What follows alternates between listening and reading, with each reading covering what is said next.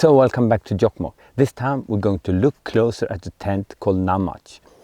And this is the tent I've been using most in my whole life. In this video I'm going to share what I like with it and what I don't like with this. If you're new to this channel, my name is Matti and I'm working and living as a nature guide together with my girlfriend Stina. We run a small company and make dog sled tours, hiking tours, canoe tours, packraft tours and so on. We also make these videos about gear and also a lot about the tours and our lifestyle up in the north. My relation with Hilleberg started very early, already in 1980s. I got my first Nammatj in 1991. I still own it and it's well used. And then when I started the guided tours and I need some winter tents, Nammatj was the only tent I was thinking about. The tent I brought out here today is a Nammatj GT that we're going to look closer at. This tent comes in two different sizes. It's 2-person and 3-person. You can also find it with an extended entree and with a small entree. The extended entree called GT. So I also want to make one thing clear. I'm not sponsored by Hilleberg. Hilleberg Nammatj GT. That's 4.1 kilo as it comes like this. 4.1 kilo is a kind of heavy tent if you want to make hiking tours. If you look at extreme winter camping high up in the mountain, then it's suddenly a light tent, not heavy at all. Because this also works as a hiking tent during the summer, even if it's a little bit too heavy. This tent with the GT is an extended entree. And that is what you need during the winter when you do camping trip high up in the mountain. Sometimes you have to spend several days in a row in a tent and you need to be able to cook in there, you need to be able to change clothes and do all the stuff inside the tent. And then you need the extended entree. If you want to see exactly how I do when I put up a tent, we have a special video how to pitch a tunnel tent. Look at that video because there is some tricks and tips how to do it in a good way. This tent comes with 3 poles and in the bag you also have a spare pole and there is also some reparation stuff. The thing you need to add to this if you want to repair a broken pole is some duct tape, some strong tape. Then you can repair a broken pole 2 times with this equipment, usually. It also comes with several small pegs. These pegs, I don't use them during the winter, so this is summer pegs. I don't know exactly, now I just grabbed some pegs at home. This belongs to another tent, to a Hilleberg Black, I think. So I don't exactly remember what size of pegs that follow this tent. So when we use this tent during the winter, we bring another kind of peg that are made for snow. It comes with a very handsome bag, but you don't buy the tent because of the bag. You buy the tent because you want a tent. When I do hiking tours, I pack the tent in a waterproof bag so I can put it into the backpack without making everything wet if it's raining. The poles I keep separate in my backpack and I put them standing in my backpack. When you put up a tent, don't lose gear. Put things in the pocket. Now we had to look at one weak point of this tent. If you look here, inside here is a kind of rubber rope. This rubber rope very fast get tired. You see, it's not really. And when you put it up, you can't keep it like that. It must be close. And if the rubber is not really strong, this will start opening and then it's a big risk that you break the poles. You see, not good. This rubber rope you should change now and then.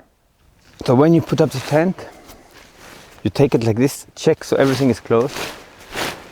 Push the bow all the way into the bottom like that and then tighten it like this.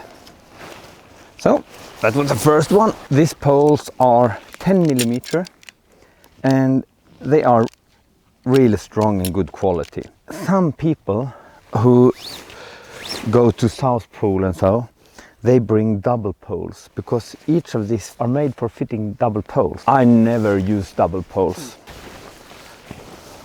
So here we take. What you should know is the peg is like a V like this.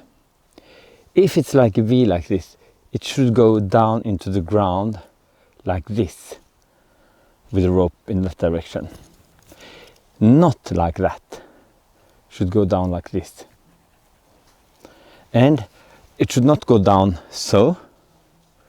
It should go down in the ground so, with a small angle.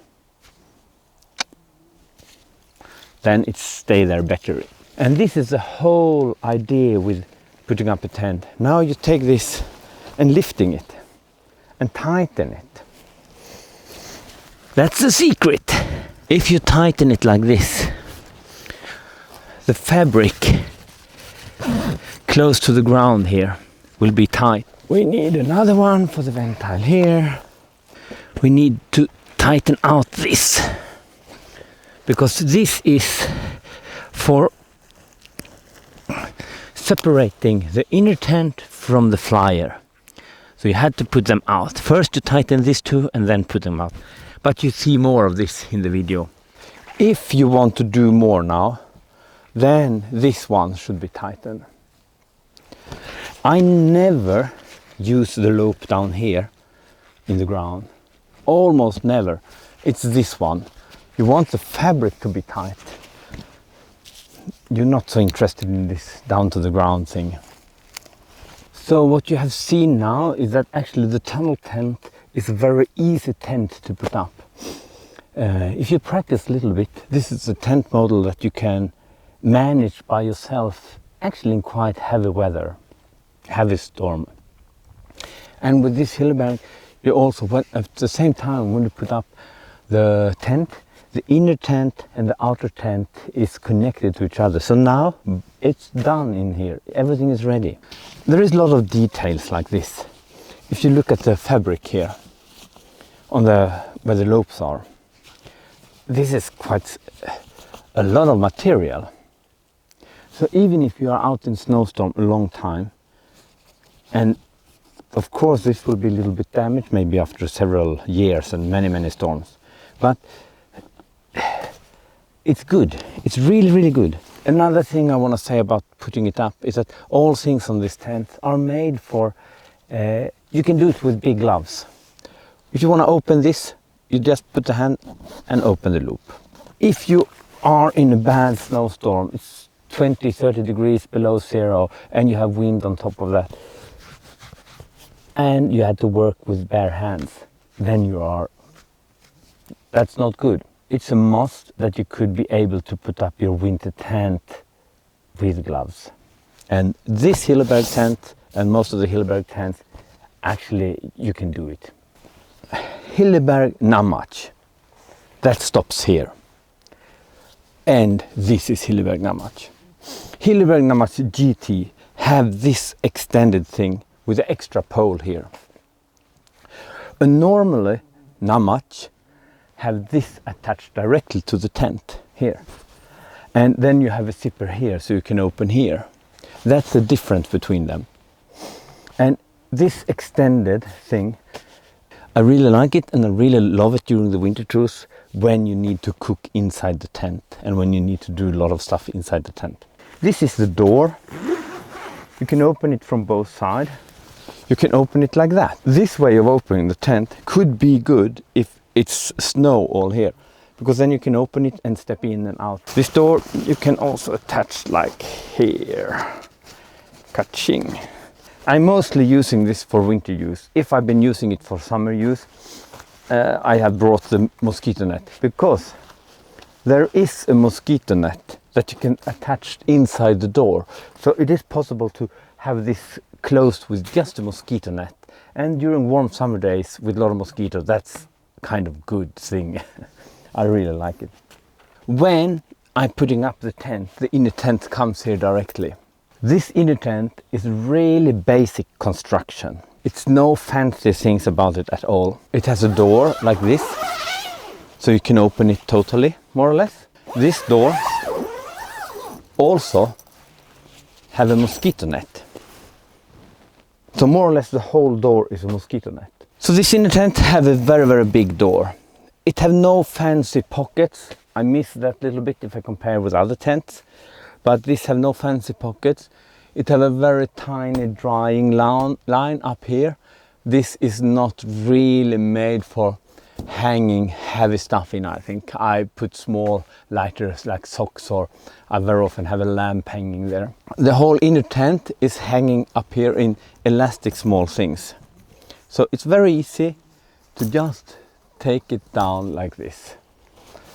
And you can put the whole inner tent away, and you can use this bigger tent as for a group, for example. If a group want to come inside and you want to have a dinner together, if you are several people out, it's easy to just take away the inner tent and use it as a group tent. So if we look at the floor, this floor is really good because it's totally waterproof.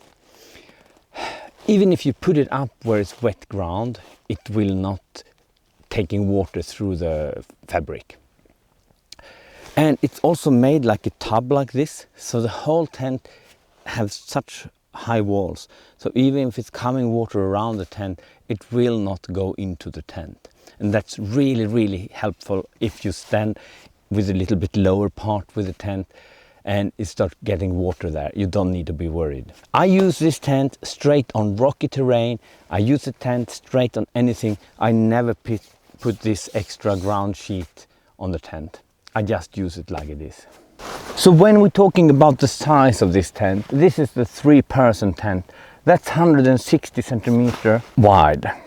And this is not enough if you have these super wide isomats that you know people have today. Because a lot of isomats are like 60-65 centimeter wide, and then you need a 3-person tent for 2-person. But 160 centimeter is measured for 3-person. So when you buy a 3-person tent, it's something like that. It's 220 centimeter deep, the tent, and I will show you one thing here. I'm 172 centimeter, and now I have my head all the way to this, almost a little bit too much. And then we look at my feet, and as you see, my feet almost touch the fabric here. And if you add a 10 centimeter high isomat under me and a fluffy sleeping bag on top of me, I will reach the fabric here. And that is a problem, because if I reach the fabric, I get condensation on my sleeping bag from that fabric. We will come back to condensation a little bit later. I think if you are a tall person, then you should look at Kieran tents, Hilleberg Kieran instead of Hilleberg Nammatj, because they have a straight wall on the foot part also, and you don't get the problem with this lending wall here. When we talk about condensation that you had to do when you talk about tents, then we also must look at ventilation. We start with ventilation. Here you have this ventilation. You can open it totally. Here you can reach the ventile on the outside. That's really lovely, because if you can open and close this, you know, when you're staying in the sleeping bag in the night and suddenly you hear the snowstorm coming over you and you know that it's drifting in snow here or coming in water, then you want to close it. And if you have to step out of the sleeping bag, it sucks. Here you can just sit up, open it, close it, and then close it again. I more or less always keep this mosquito net even during the winter. Not because of the mosquitoes, I have it because if condensation drips down on the net, I can just take it away later. It's not coming straight into my sleeping bag. If we look at the door on the other side of the tent, we have this door that we can close like this. And here you have also ventilation as a mosquito net, and you can fold it away like this. So this is really nice in summertime when you have mosquitoes. Because when it's hot in summertime, you want all air you can get. When I use this tent during the winter, I open it like this. And very often I sleep with it open like this, because I want my breathing air straight out of my inner tent. I don't want condensation on this tent. I want it away. Hey Annie, hey Annie, hey. Hey Annie. When we look at the ventilation, there is one of these good big ventiles in each side of the tent. It's possible to close them, it's possible to put a mosquito net in them, But what I want is the foot part should be in the wind. So the wind hit the tent on the foot part, going through the tent and coming out here. I want the airflow through the whole tent. You see here, the wind should come in here, going here, out there. If I'm cooking in here, I want the moisture from the macaroni to go out there.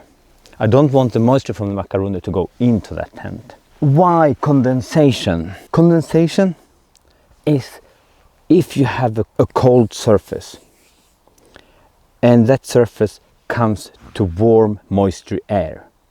The warm moisture air drops the water on the cold surface. You see it if you take a cold beer out during the hot warm day when it's moisture, you get condensation on the beer. If it's cold outside the tent and if you have warm inside the tent, it is warm air inside and the cold surface, you will get condensation. The only way to not have condensation is to have the same temperature inside and outside the tent with good ventilation so the moisture disappears from the tent. Then you don't get condensation. So that's why I always have the ventile open. I want cold air come into the tent, bring my breathing air or macaroni steam to go out. I don't want it to condensate on the tent.